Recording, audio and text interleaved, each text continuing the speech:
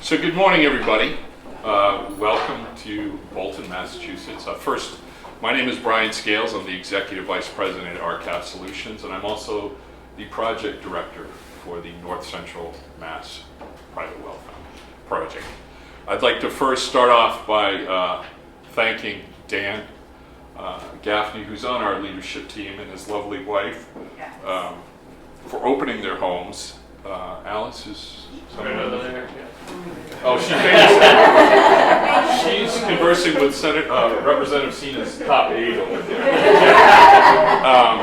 So thank you very much for opening your home. And thank you all for coming. I mean, it's a rainy day, severely raining. It's one thing we didn't hope for, especially with a private well program. But obviously this is a beautiful home and we have very gracious hosts, so thank you so much. I'd like to recognize our chief partner on this project, the Central Mass Health Foundation, both Dr. Jan Yost and Amy, who works with us on this project and is very much involved in the operations of this project. And I'd like to thank some of our legislators who are here. Senator Cronin, Rep. Dan Sena is here, and Immaculate Mchome from Senator Eldridge's office. And they'll be speaking later. But first, I would just like to introduce again Dr. Jan Yost, who has a few words. Thank you, Brian.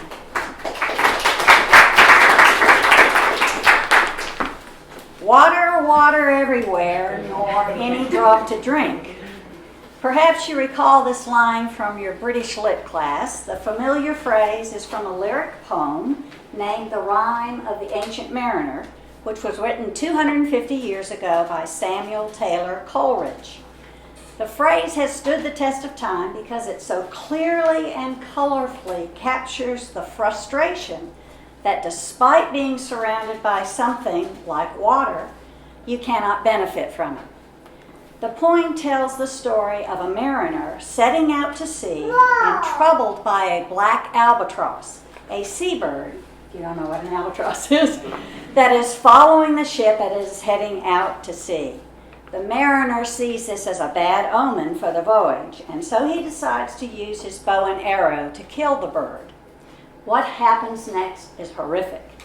The sailors are stranded at sea for many days, baked in the sun, no wind to cool them or to fill their sails to get them to fresh water.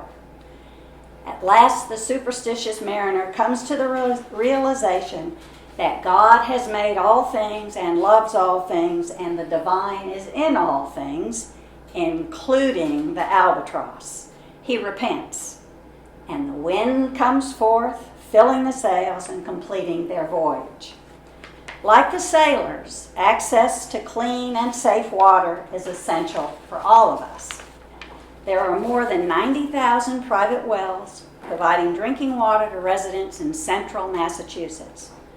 Rather than trust that the well water is safe, we need to verify that it is. The Health Foundation of Central Massachusetts is very pleased to sponsor the effort led by RCAP Solutions to develop this private well program in partnership with the Massachusetts Department of Environmental Protection, the Massachusetts Environmental Association, the Massachusetts Public Health Network, and the Neshoba Associated Boards of Health. The foundation provided $204,000 to pull the partners together in 2020 to plan the program. And for this year, we awarded $425,000 to pilot the program.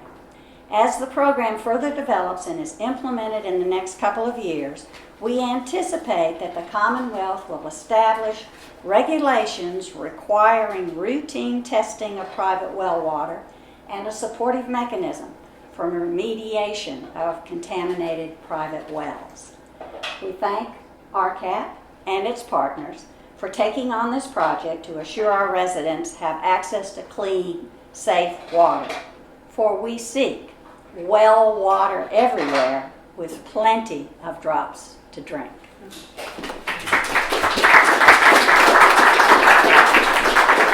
Thank you, Dr. Yost. This is our third event. We had two kickoff events in our first 6 pilot towns in May. This is the final kickoff event. The 6 towns we're working, the 3 Bs, Bolton, Boxborough, and Berlin, and then we're in Hubbardston, Sterling, and save me. Thank you. I always forget one. And Princeton is the final one. And as Dr. Yost said, we're going to be looking to expand that over the next couple of years.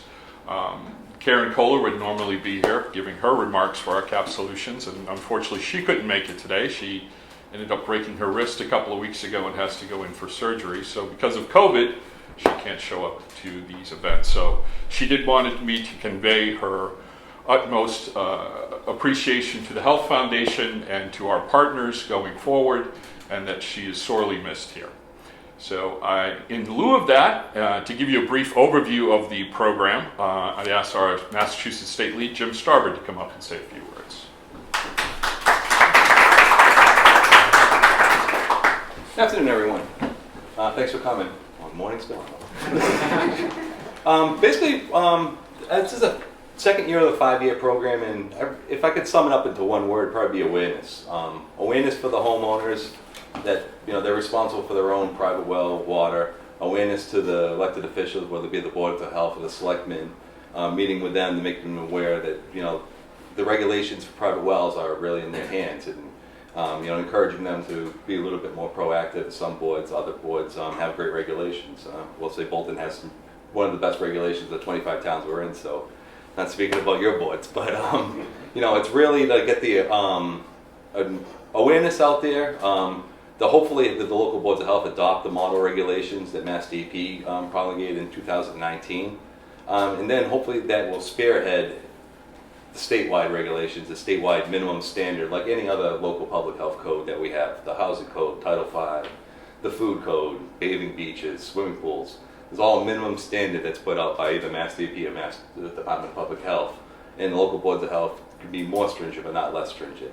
Private wells happens to be that area that, for whatever reason, there is no minimum standard.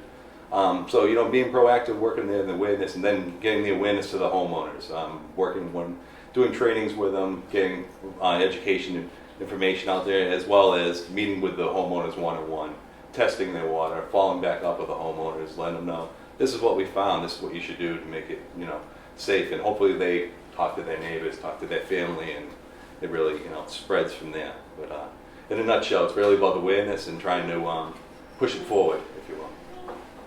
Well, thanks, Jim.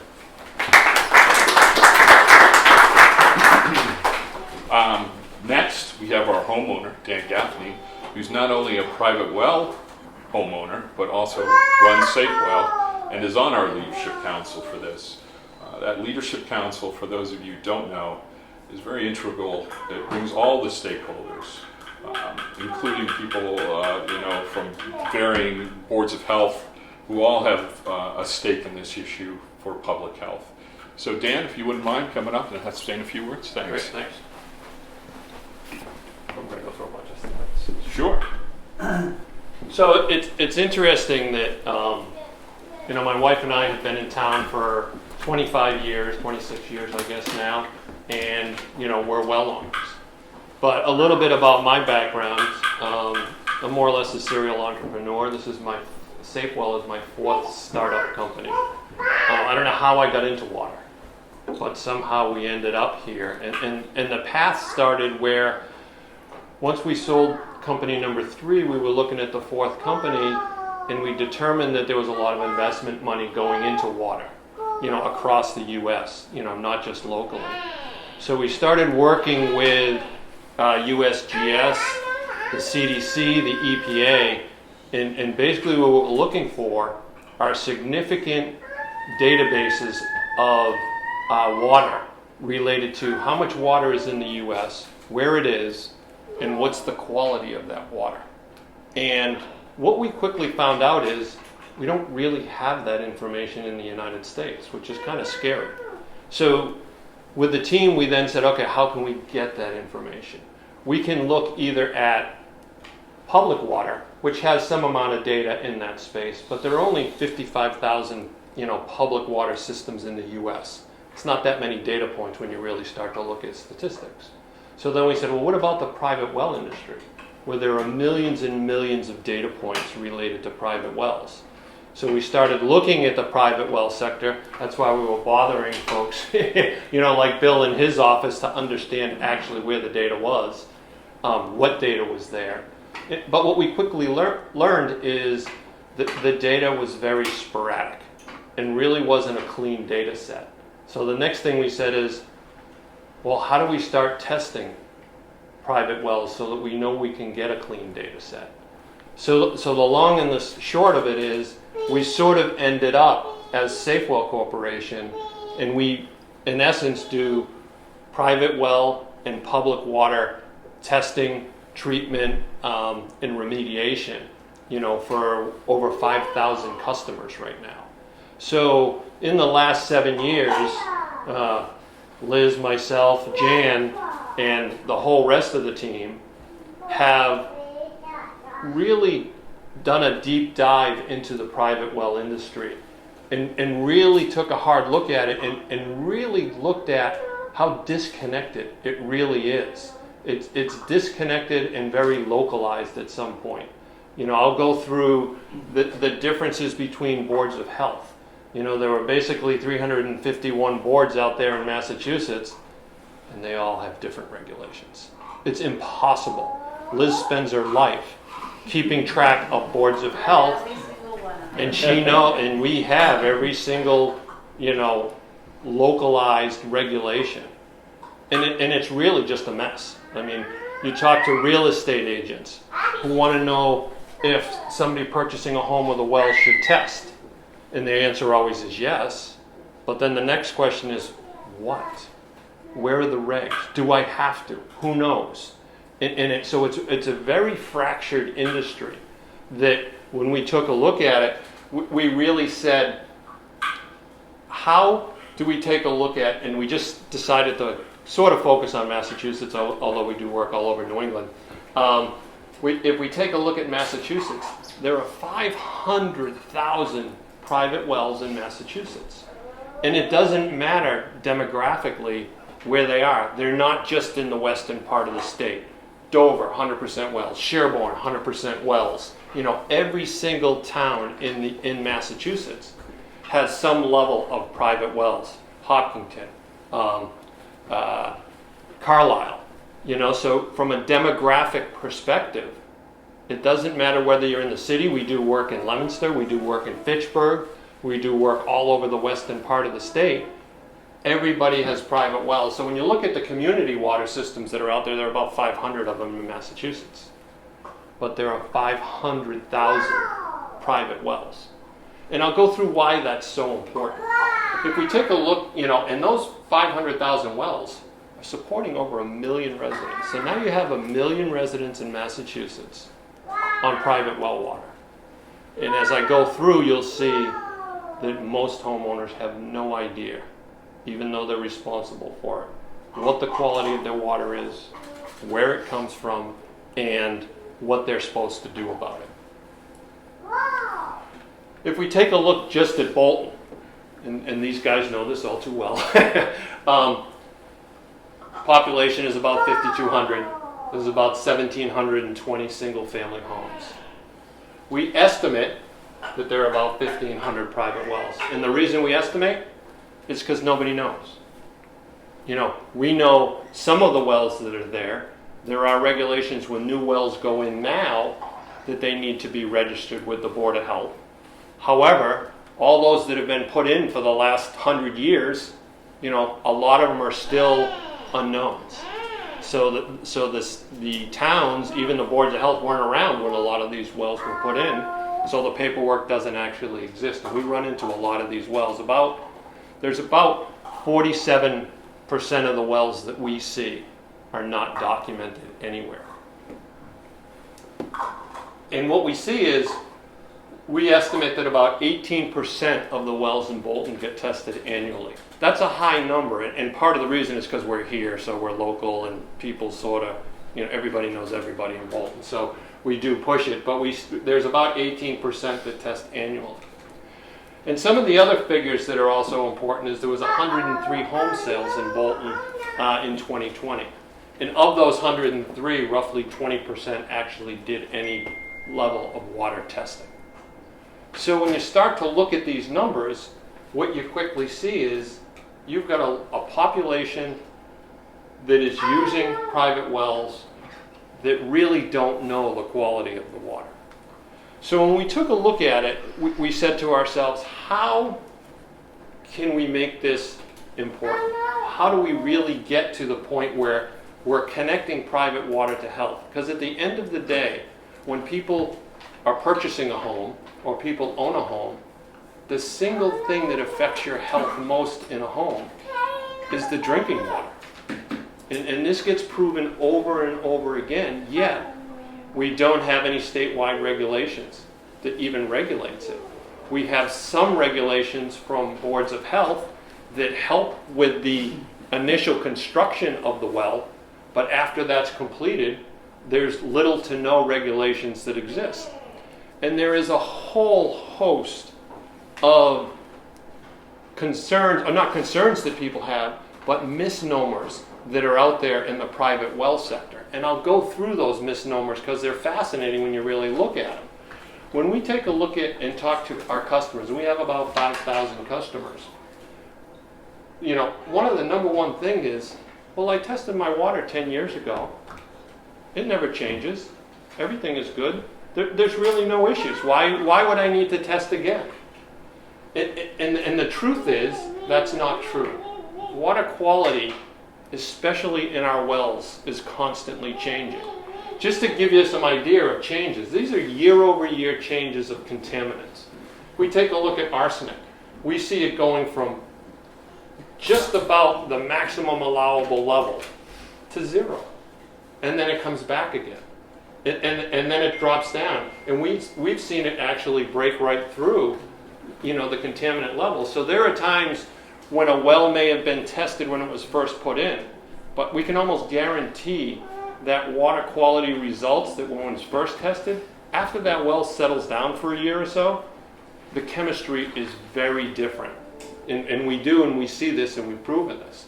It's very similar with radon in water. It's a big issue in and around our area, just due because most of the wells that we have in Massachusetts, with the exception of the Cape area, are all bedrock wells for the most part. And I'll go through what those are, because it's important to understand why these things constantly change and why it's so important to constantly be testing. We've got the same changes with pH and hardness. These are just other measurements that we use, but almost every single contaminant that you find, you get some amount of variability year over year. The next one, my neighbor's water quality is the same as mine. So we have neighbors that say, well, my neighbor up the street tested. Why do I need to test? Doesn't all this water come from the same aquifer? Isn't it the same big pond that we're all drawing from? And the reality is no, it's not. And because they're bedrock wells, our well construction, the way that they're actually done here, specifically in Massachusetts, is that they're very deep wells. And those wells go, well, this is the granite layer. And then you have basically, you know, an unconfined layer, and then you basically have dirt. So the well structure, as it's been drilled and created, is extremely localized. So we have wells that are well here, 20 feet another well, 20 feet another well. You would look at the chemistry and they're 100% different. And it really has to do with exactly where that drill bit went through, because the well is very localized. So you may have hit arsenic in that area. You may have hit a manganese vein in that area. And what constantly happens is this static water level, due to droughts, due to industry, hydraulic pressure, all sorts of other issues, is constantly changing. When that changes, you pull from these water-bearing veins, but you pull at different rates. So that's what changes the chemistry. So what we want to make sure is that, again, testing annually. If you were a public water system, if you have public water, let's say Hopkinton has public water, they'd be testing weekly. Some places test hourly, depending upon how big they are and their requirements. We're trying to get people just to test annually, because water is all about trending. Yes, we know there's noise in the system that I just showed you from those previous graphs. But what we really see, what we really want to know is, where's the trend? is the trend on arsenic going in a positive direction, in a negative direction. So before you get to that breakthrough point, you can get treatment in place. You can protect these people from the health issues that actually exist.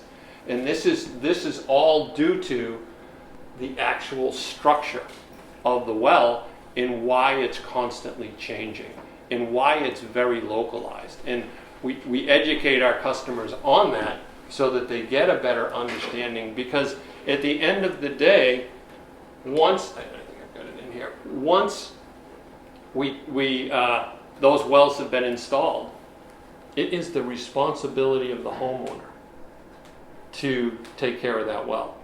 And you're talking homeowners that have no idea what a well is, that have no idea what they need to do, that have no idea if they have a treatment system, what's going on with it. So you have all of this non-information, yet it's the most important thing related to health. So we see wells that are constantly unhealthy, and I mean a lot of them. 30 to 40% of them, in the way that we calculate health, have specific issues. Another one that we see is, I got water treatment, it takes care of everything. And the reality of that is, there's almost a system for every contaminant. We have systems for radon that you have to put in. We have systems that take care of hardness, iron, and manganese. We've got system for PFAS, the latest issue that we're fighting in Stowe, as you well know, Amy, that we're constantly battling right now because we're seeing significant changes in. So if we take PFAS as a man-made contaminant, wasn't there before, now it's there. We just found it in Harvard at extreme levels. That, again, we're looking at it going, where's the source? I don't know. I don't know where that source is coming from yet. The state doesn't know where the source is over in one specific area in Hudson. They spent hundreds of thousands of dollars doing testing. They've decided, they've thrown up their hands and said, we don't know where the source is. It still needs to be treated, but we don't know where it is. There's systems that neutralize the water. There's systems for arsenic, all different types of treatment. So there isn't a one-size-fits-all in this equation. Next one, Title V regulations. Great set of regulations that was put in place in Massachusetts. These guys live it. These guys know it. It's their life. But Title V is all about the septic system. And most people think if I've tested for Title V, my water must be fine. In reality, Title V really doesn't have a water testing component, with a few minor exceptions on wells that are too close to septics and things like that. But really, the thing about Title V that works is, Title V is a large set of regulations, but the key one that we look at is during a real estate transfer. So when you've got a home, and most homes turn over 5 to 7 years, at least you've got a snapshot of they have to do a test according to these regulations. And we see them replace D-boxes and fields and those things all the time, because the regulations are now saying that the wastewater leaving the home going into the septic has to meet certain criteria. And that's what the rules say. So we actually have rules and regulations on the books to make sure that the wastewater that's leaving the house is okay. But we don't have regulations that monitor the water coming into the home that I ingest is okay. And that's a little bit backwards the way that I think about it. So Title V, good stuff, but it doesn't do anything for drinking water, and it doesn't do anything related to the health of the water that my family is ingesting. So we deal with it every single day, that we have people that are purchasing homes, that a week after they purchase the home, they call us in because the toilets are brown, or they've got some issue, or they have these things in the basement that they don't know what they're doing. And before you know it, they have a $5,000 bill on their hand because they didn't do testing up front during the real estate transaction. these kids are constantly being surprised because they didn't do a water test during that real estate transfer. If we just had a mechanism to do that testing, it would at least get all those homes like Title V in that cycle. May not be every year testing, but at least they get educated. And that's the biggest thing, as Jim had mentioned. It's all about getting the knowledge. Once we get a family that is purchasing a home, before they purchase it, the buyer, and we do water testing and we can educate them, for life they do testing because they understand the importance of it. It's when anybody can buy a house in Massachusetts and they have no requirement for water whatsoever, so therefore when they buy, they have no idea what they're buying or what is actually there. It's a massive issue in Massachusetts. And there are other states that do have statewide regulations related to drinking water upon real estate transaction. The other one is private well water is regulated at the local level. And that's actually true. The boards of health are responsible for regulating drinking water, but most of those regulations, 75-80% of those regulations, are for new wells being installed. Once those wells are installed, Board of Health signs it off. Now, it's up to the homeowner to take care of it. So we have some regulations. The other challenge that we face, as I had mentioned earlier, we have 351 different sets of regulations. And it is a nightmare to try to stay ahead of, both for, the real estate, and the average homeowner has no idea what those regulations are or what they need to do. So realistically, it's all about trying to figure out what we can do. So here's our challenge. We got 1 million people in Massachusetts on well water. That well water directly affects the health of the family and the overall quality of life. Most of the homeowners that we run into, 95%, have no idea what they need to do related to taking care of their wells, where their water even comes from, or if there's treatment, what they need to do. We've got limited to no regulations once they've been installed as to, what do these 500,000 private wells need to be doing? And then, as we all know now, because of COVID, we've got compromised immune systems, young children, elderly, all exposed to marginal drinking water. So really there's two things that we need to do. RCAP is doing a wonderful job educating private well owners. We've leaned on some of the most knowledgeable people in education in the country. This gentleman, Steve Wilson, a professor out of University of Illinois, great guy. He's put together some awesome material, videos, classes. So all of that is starting to work, but it's a challenge. Jim is out there every day trying to educate folks. It's a one-by-one kind of scenario. We need something bigger than this to educate well owners. And then the second thing that we really have to get to is we've got to move towards statewide regulations, because there's way too much exposure right now to those 500,000 well and those homeowners that use that well for drinking water. And there's probably something similar as a model that we can use, that's similar to Title V. So that's kind of, the reason we wanted to host from a Bolton perspective is because we wanted to share this knowledge in the numbers that we actually have, because they're kind of scary. And we constantly, our entire team is totally focused on health.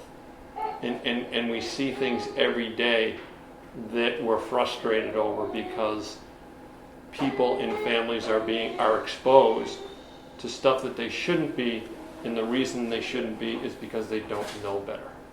So a level of regulation would be a huge, huge step forward, just like Title V was. It was hard to get through, but once it got through, it has cleaned up a lot of headaches And yes, you don't get everybody right away, but like I said, each house turns over every 5 to 7 years. And you don't get them all, but it's better than 351 different scenarios, because we have great boards of health here in Bolton, and they do a great job. Most towns don't have the level of focus that we do, as far as, private wells and regulations in general. Most don't enforce anything. There are some very good towns. We do a lot of work in Harvard, and Harvard is a challenge for us because they put you through hoops. But the Board of Health is on top of real estate transactions. They require testing, heavy testing, before you can sell your home in Harvard. So it does exist. The regulations do exist. Other states do it. Even a few towns in Massachusetts do it. It just needs to be standardized. So that's what I've got. Any questions? Yep. So you make a great case for statewide regulation. Is there anyone working on it right now that you're aware of? There's a lot of discussion. Hopefully the leadership team here that has been exposed to it, we're starting to look at that to try to figure out how to bring that, to the legislative side of things, because it really is time for that, especially, like I say, there's very few good things about COVID, but at least there's an awareness that has been brought. The PFAS issue is kind of there now, so there's just a lot more energy into potentially doing something. So a lot of that, and these folks know better than anybody, how the legislative process works. And it's always good to sort of get that groundswell. So hopefully this leadership group can get something put together once Jim gets some more data and we provide all the stuff that we can provide you guys, so that we can basically start to get something put together to start to run that up the flagpole. So we're hoping that this group is the nucleus for getting that going. Any other questions? All right, I'm around if there's other things. Jan, Liz are here. They're experts in this space, and they have all the knowledge in the world about that. So Thanks, Dan. Thanks a lot.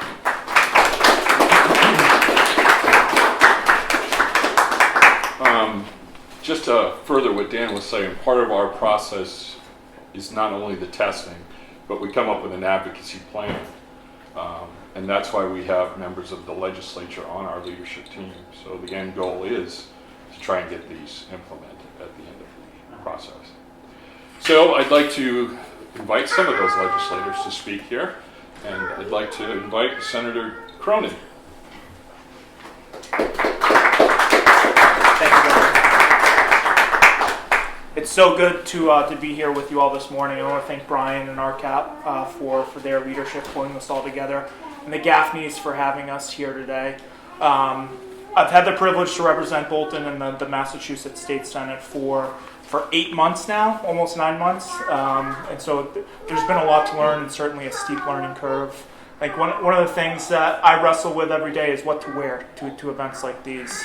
And this is the first indoor-outdoor water well testing event in the rain on a Friday I've attended. So I will say somewhere between the hiking boots and the golf top, today was a little bit of a swing and a miss. But bear with me, and it's good to be here with you all. I think when we think about the big picture and the role of government, we expect our government to provide high-quality education, roads, bridges, healthcare, but you can put access to clean and safe water right at the top of that list. So building this awareness is so critical, and I think we know so much more today about PFAS than we did 5 years ago, and not just how dangerous it is as a carcinogen, but the scale of the problem. And we're not joined today by Representative Kate Hogan, but she is a leader, and we're so well represented here in Bolton by her. She's the third ranking member and the president pro tem of the Mass House, and she also chairs the state's task force on PFAS. So we've got strong leadership. We're joined here today by Senator Jamie Eldridge's office and Immaculate, and Representative Dan Sena. So we've got no shortage of heavy hitters in the North Central delegation, but to Dan's point, it's going to take a groundswell to build that awareness across the state. And it's not just our public infrastructure; it's also our private well testing, and then the scale of that is so immense. So I want to thank you, Dan, for your work and your organizations to let people know what we need to do to provide that access to clean water. So with that, I'll turn it back over to you, Brian, and please just know that you've got willing and able partners in the Massachusetts State Legislature who are ready to get after this work. So thank you.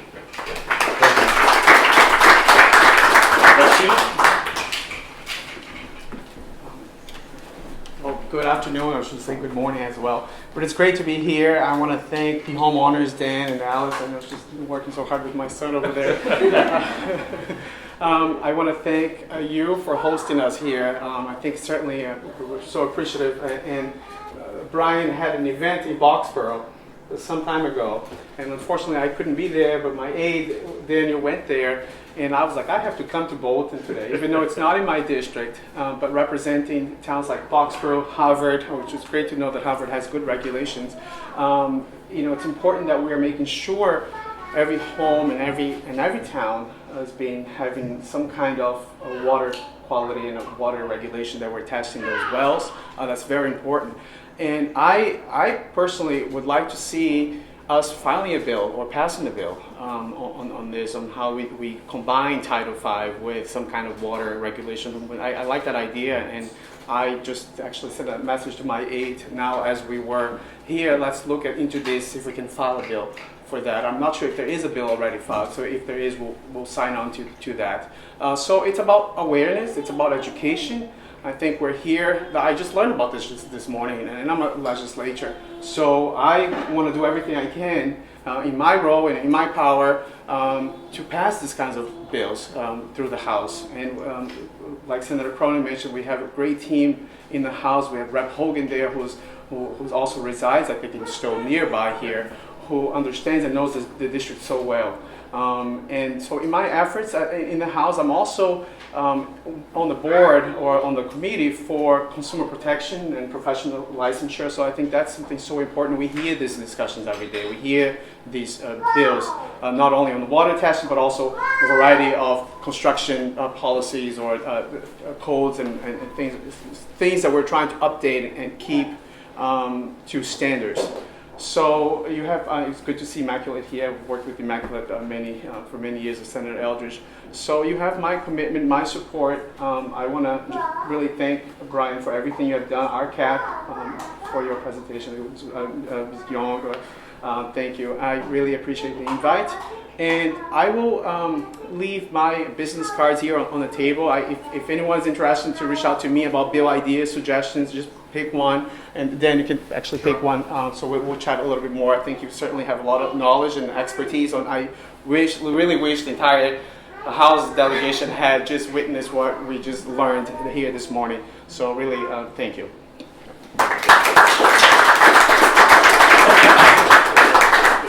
And Immaculate from Senator Eldridge's office. You can say a few words. Before I start, I just want to thank our gracious hosts for letting us into their homes. With the weather, it would have all been canceled, so thank you so much. And thank you to the leadership team for all that you're doing on such an important issue. So a few weeks ago, I had a constituent case. Had somebody call me, and they said, my water is brown, and I tried to wash my clothes, and it's black. I don't know what's going on. What do I do? So this constituent, they did not have a private well, but nonetheless, they had issue with their water. With that, called the department, the water department, and figured out, okay, what are the next steps? What do we need to do to ensure that they have good water, to figure out what's going on? And the challenge is, it wasn't until that point that she knew, maybe I should get my water tested. And that's not the case for people with private wells. It's not always the case. It's not that the water is going to go brown. It's not that it's going to go black or some other color. We saw in the slide that their water changes yearly, even weekly. As you mentioned, some people are getting tested weekly. And here we have an opportunity with the private well testing program for a lot of individuals to get their wells tested, to know exactly what they're bringing into their homes, exactly what they're putting into their bodies, and what they're giving their kids and their loved ones. And that's something that needs to be statewide, not just in the towns that are fortunate enough to be part of the program, not just with the people that are fortunate enough to hear about the program, but for everybody.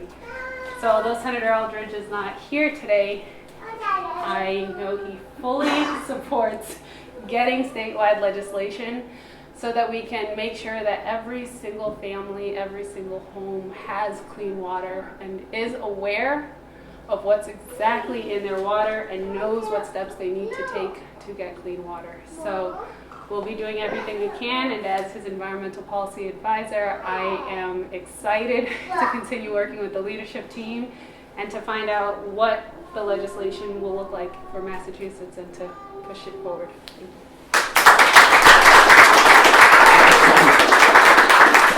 Well, thank you, everybody. That concludes the presentation. I do have a few housekeeping items because Lily Daigle is the project coordinator, and she made sure to tell me that there are thermoses with water as a takeaway for you all to take with you. She's doing her best Vanna White over there in the back.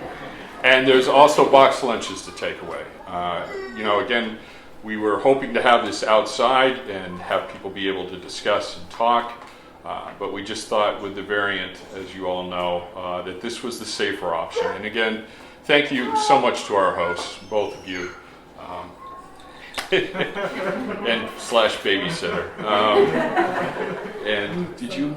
We brought in the poster boards from the slides, so if there was something you wanted to look at, they're in the dining room. And we're around for questions. You don't need to rush out. There's Yeah. plenty of time for us to answer, personal questions, whatever about it. So feel free to. So thank you all, and happy Friday. Have a good weekend and stay dry. For more information or to request a well assessment, please visit our website.